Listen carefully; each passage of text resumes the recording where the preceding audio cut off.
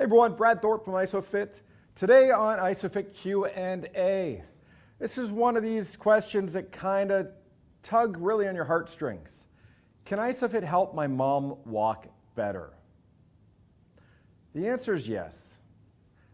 And I know it always sounds like I just say yes, Isophit can do everything. Well, it pretty much can. It depends on time, it depends on effort, and how you use it. So because we're looking at a more senior population, I'm assuming, I don't think it was the 6-year-old that sent me the message, but one of the things that we have to look at is stability. And there's no greater way to add really kind of strength and stability than Isophit. It's one of the problems with motion-based exercise is once you're moving, you are creating instability. That's a function of motion. Right? It has to be unstable in order to move, because if it's stable, it just wouldn't move.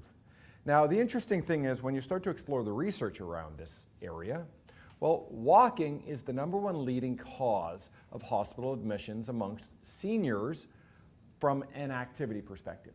Traditionally, it's either a broken hip, broken leg, or fractured or injured ankles that leads to the hospital admissions. So one of the things that we're going to show you is how to stabilize the hip structure in order to help seniors walk better. So we're just going to venture over here to the MSK.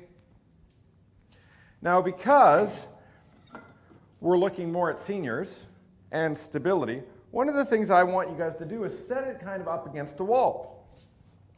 Now, the irony, I just got yelled at because I moved it and we got all the cameras lined up here, but that's okay.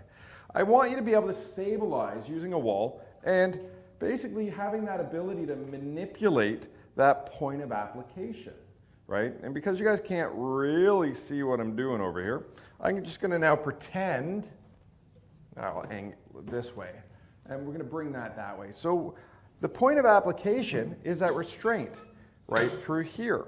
So if I want to get really kind of close to that hip, I can bring it all the way up there, adding strength and stability to my hip structure. Now, the reason your glute medius is so important for walking as a senior is if I don't have the ability to contract my right hip and I go to swing my left leg through, this drops out and that has to come around, right? So if you're walking like this, and that kicks out, and that's going to start putting pressure on your hip, but as you can see how that's carrying that load over top of that hip. So we want to avoid that like the plague. So one of the things that you can do to make it really, really simple is, obviously you can stand on the inside and go this way as well. So support yourself, drive out, have basically a high point of application, so that way you get rid of your quads and all your knee stabilizers out of the exercise, driving out, and yes, your quad is a frontal plane knee stabilizer in the frontal plane. I know that's going to challenge you guys. But anyways, so glute medius, great way to start. Also, second exercise, I'm just going to bring this forward, is just going to be basically a high crunch. So sitting here, hands underneath, and you guys have done this basically a pull down with a cable coming up in the gym.